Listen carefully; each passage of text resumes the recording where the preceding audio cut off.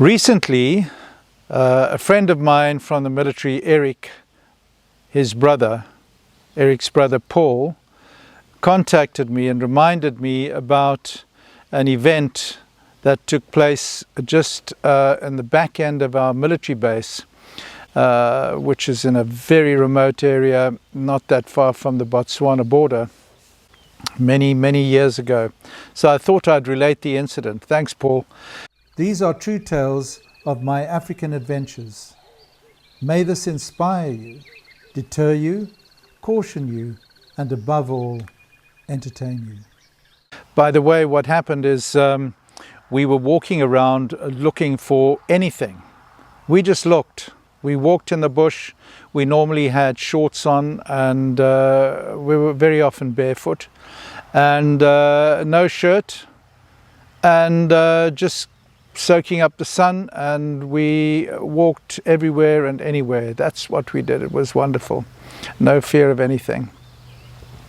To the rear of the base were 4 large dams. They weren't that large, like large ponds, and they were sewage settlement ponds.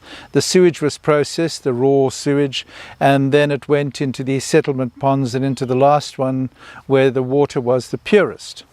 Now, I must tell you, it wasn't that pure. Anyway, we were walking down towards this pond when all of a sudden I saw a commotion in the grass. And it was a monitor, a Nile Monitor.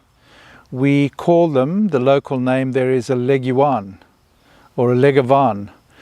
It is a monitor lizard, a Nile monitor, and they can be huge. Their average size is around 1.5–1.8 meters, which is like 6 or 7 feet.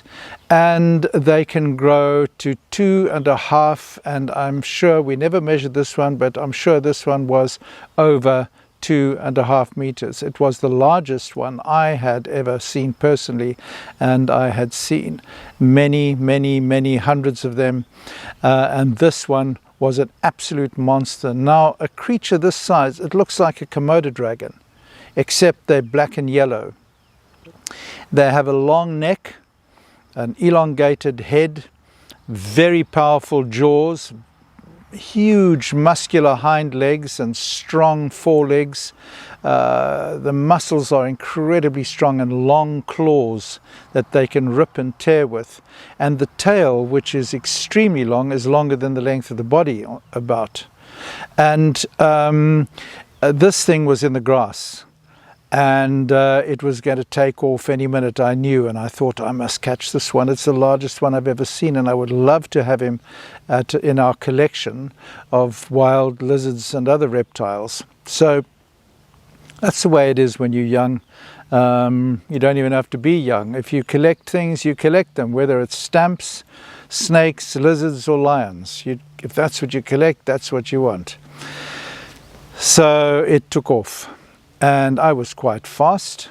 After all, I played rugby as a flank, and you've got to move reasonably quickly for that. And I was after it, and we got to the dam, and there was a bit of a drop off, and it flew into the air, and I flew into the air after it head first. And as it hit the water, I landed on it and grabbed it, and we went spinning round and round in the water, because that's what they do. They spin around rather like a crocodile does. I didn't know that at the time. And I was being dunked in the sewage dam over and over again until I could find my feet and stand up. I then had to hug the monitor lizard in a bear hug against me so that it couldn't hit me with its tail, and stop it from ripping my flesh open with its enormous claws. So I had its back against me, and I had one hand around its throat and neck just behind the head, and the other one around its mid-body, and I was holding on to it in this way. I was able to eventually get out of the dam. Everyone was amazed at the size of this creature, not just me. It was enormous, and it weighed a ton. We never weighed it. We just didn't do things like that when we were younger, weighing and measuring. We were just happy to have the specimen. Well, we took it off to a series of sheds also to the rear, which had big grain sacks in them, and we managed to get it twisted around and curled up in one of the grain sacks. I then took it to my room, knowing that I'd be going on leave soon and I would take it back with me. So I put it in the room, and it promptly got out of the bag, the grain sack, when I was out. When I came back into the room later that day, it was loose and tearing around the room. And what these monitor lizards do is they use their tails as a weapon, so they can whip you. And if they catch you at the right angle, they can really hurt. And even a big one could knock your leg out from underneath you.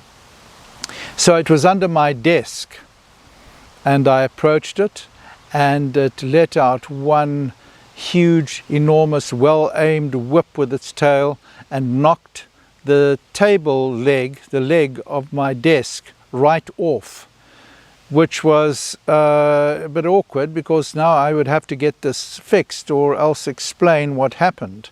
And essentially you were not allowed to be keeping these wild animals in your dormitory, in your rooms. So I had to restrain it, getting back in the sack, get a second sack.